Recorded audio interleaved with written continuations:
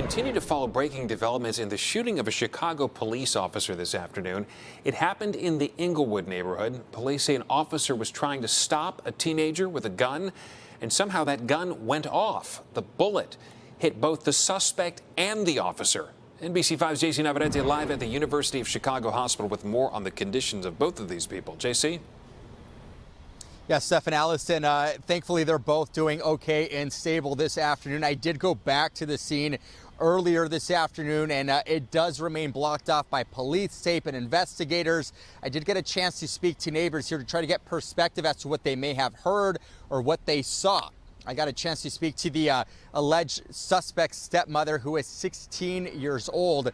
Now, she tells me that all she wants to know this afternoon is what happened. She has a lot of questions here and wants to know how all of this unfolded. They're just looking for answers, including the charges that he will now be facing. Here's what we do know so far.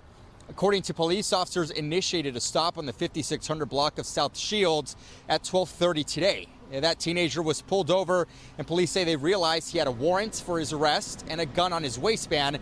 During that stop, when they noticed that gun, they tried taking that gun from him.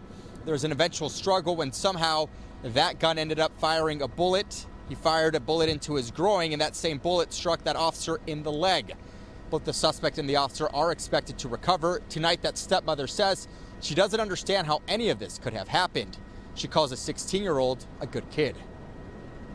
Pretty upset. I'm trying to stay strong for my husband because I know this is a really big deal. But obviously I'm upset. At the end of the day, my son was hurt, and we're just trying to keep each other strong and hope to get through this together. Yeah, we're still trying to learn more about this investigation, including why that traffic stop was initiated in the first place, what warrant did that teenager face, and of course, what charges that teenager will be facing. We're working to bring you that latest information when we see you right back here again tonight at 10.